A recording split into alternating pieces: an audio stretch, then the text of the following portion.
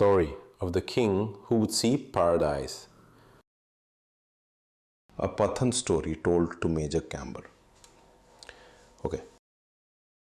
Once upon a time, there was a king who, one day out hunting, came upon a fakir in a lonely place in the mountains. The fakir was seated on a little old bedstead, reading the Quran with his patched cloak thrown over his shoulders.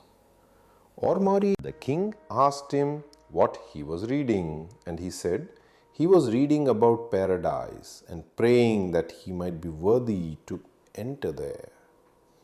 Then they began to talk, and by, the king asked the fakir if he could show him a glimpse of paradise, for he found it very difficult to believe in what he could not see. The fakir replied that he was asking a very difficult and perhaps a very dangerous thing, but that he would pray for him and perhaps he might be able to do it. Only he warned the king both against the dangers of his unbelief and against the curiosity which prompted him to ask this thing.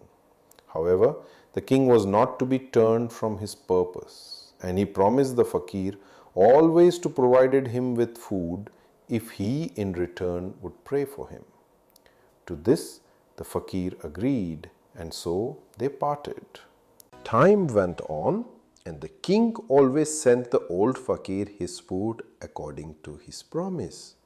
But whenever he sent to ask him when he was going to show him paradise, the fakir always replied, "Not yet, not yet."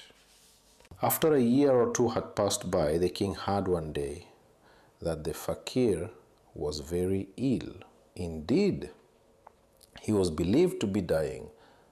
Instantly, he hurried off himself and found that it was really true and that the fakir was even then breathing his last. There and then, the king besought him to remember his promise and to show him a glimpse of paradise.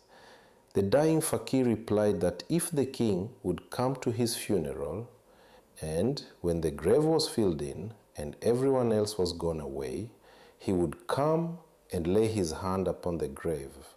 He would keep his word and show him a glimpse of paradise. At the same time, he implored the king not to do this thing, but to be content to see paradise when God called him there. Still, the king's curiosity was so aroused that he would not give way. Accordingly, after the fakir was dead and had been buried, he stayed behind when all the rest went away. And then, when he was quite alone, he stepped forward and laid his hand upon the grave. Instantly, the ground opened, and the astonished king, peeping in, saw a flight of rough steps, and at the bottom of them the fakir sitting, just as he used to sit, on his rickety bedstead reading the Quran. At first, the king was so surprised and frightened that he could only stare. But the fakir beckoned to him to come down. So, mustering up his courage, he boldly stepped down into the grave. Iraj, OP. The fakir rose and, making a sign to the king to follow, walked a few paces along a dark passage. Then he stopped, turned solemnly to his companion, and with a movement of his hand, drew aside as it were a heavy curtain and revealed what? No one knows what was there, shown to the king, nor did he ever tell anyone. But when the fakir at length dropped the curtain and the king turned to leave the place, he had had his glimpse of paradise. Trembling in every limb, he staggered back along the passage and stumbled up the steps out of the tomb into the fresh air again. The dawn was breaking. It seemed odd to the king that he had been so long in the grave.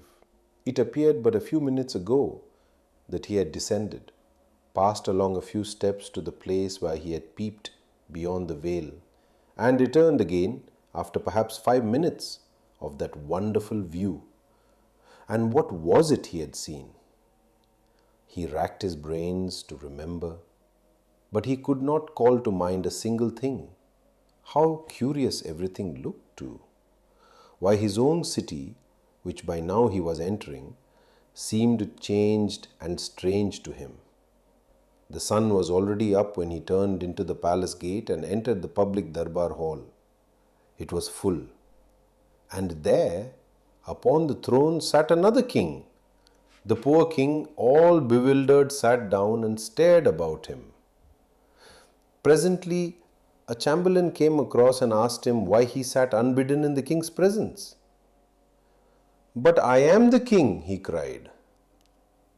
"What king?" said the chamberlain. "The true king of this country," said he indignantly. Then the chamberlain went away, aspect of the king who sat on the throne. And the old king was like mad. Hedge, compassion. Then the king on the throne called to come forward, and she found it is not every flagging.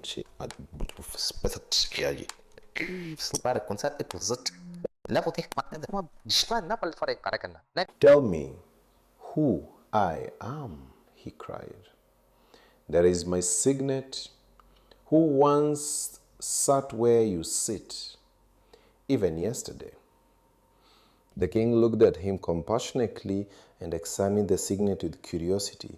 Then he commanded, and they brought out dusty records and archives of the kingdom and old coins of previous reigns and compared them faithfully.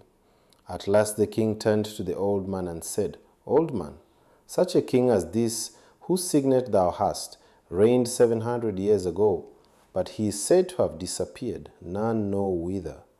Where got you the ring?"